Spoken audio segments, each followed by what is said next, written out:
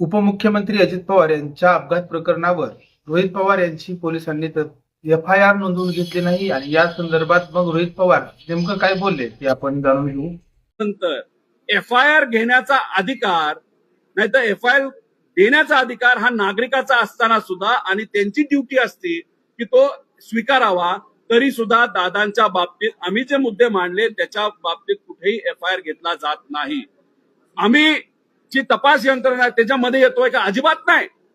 सीआयडीला तपास करू द्या, सीबीआयला तपास करू द्या, डीजीसीआयला तपास करू द्या, आम्हाला आक्षेप कुठंच नाही. आमचं असं म्हणणं आहे की एफ.आय.आर. तुम्ही फाईल करा आणि तो तसाचा तसा हा सीआयडीला पाठवा एफ.आय.आर. नाही तर सीबीआयला पाठवा. एवढंच आम्ही इथं या ठिकाणी बोललेलो आहे. पण कुठंतरी म्हणजे अधिकारी बोलत असताना गेल्या 2 तासामध्ये आम्ही त्यांना सगळी पुस्तकं वाचून दाखवली, सगळे नियम तिथं दाखवले आणि कुठंतरी आता अधिकारी काही प्रमाणात आम्हाला सकारात्मक दिसायला लागलेत. पण काही जसं काल कुठंतरी तिथं असणाऱ्या अधिकाऱ्यावर एक प्रेशर होतं, असंच काही प्रमाणात प्रेशर इथं आम्हाला जाणवतंय.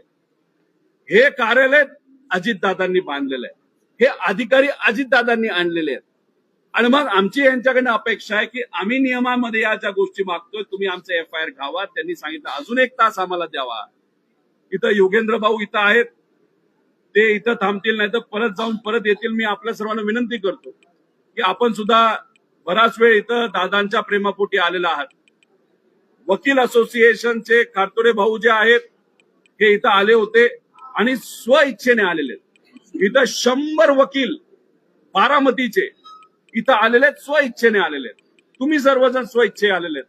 हे सर्व पदाधिकारी स्व इच्छेने इथं आलेले आहेत. का? तुम्हाला आम्हाला फक्त एवढीच इच्छा आहे की अजितदादांना न्याय मिळाला पाहिजे. काय